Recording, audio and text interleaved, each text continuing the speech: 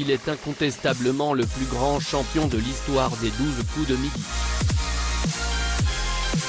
Bruno a remporté, après 252 participations, 1 26 107 € de gains et on doit vous avouer qu'on n'oubliera pas de sitôt le Toulousain.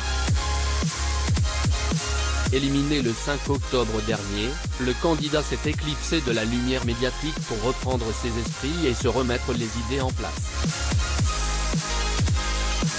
Au micro de Camille Combal et Anne-Chloé Bottet, il avait rappelé avant sa défaite que champion de jeux télé, c'est pas un métier avant de continuer sur le fait que c'est très rentable, mais après c'est une parenthèse dans sa vie quand même et il faut se dire qu'à un moment, il y a une fin et qu'on va reprendre sa vie.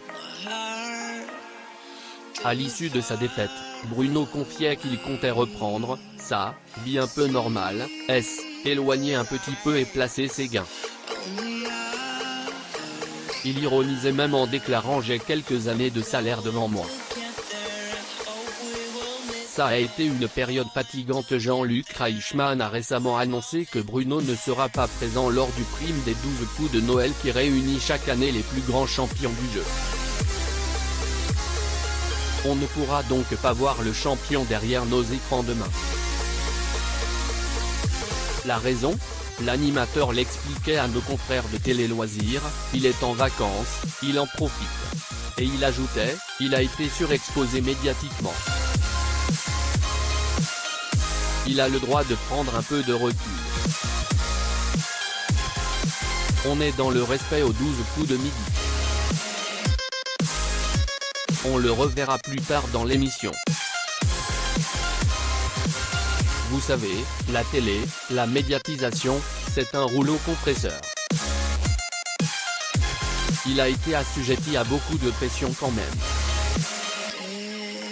Il était dans une régie publicitaire, et là, il se retrouve sous les feux de la rampe. Il a besoin de respirer, de prendre du recul. Comment ne pas comprendre ça ? Bruno s'est d'ailleurs lui-même exprimé au sujet d'un retour derrière nos télés sur le plateau d'un autre programme.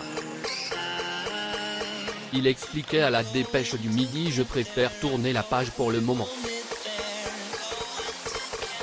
Une réponse qui a le mérite d'être claire et qu'il complétait ainsi « J'ai été à l'écran de longs mois. J'ai été ballotté entre Paris et le Sud. » S'ajoutaient à ces voyages les révisions. Ça a été une période fatigante. Il concluait au sujet de son avenir professionnel, et le fait qu'il n'y ait pas le feu pour retrouver du travail suite à son licenciement de la régie d'Eurosport, « J'ai la chance d'avoir une situation financière qui me le permet. Dès que je trouve un poste qui m'intéresse réellement, je postulerai. Kaina Aboudji.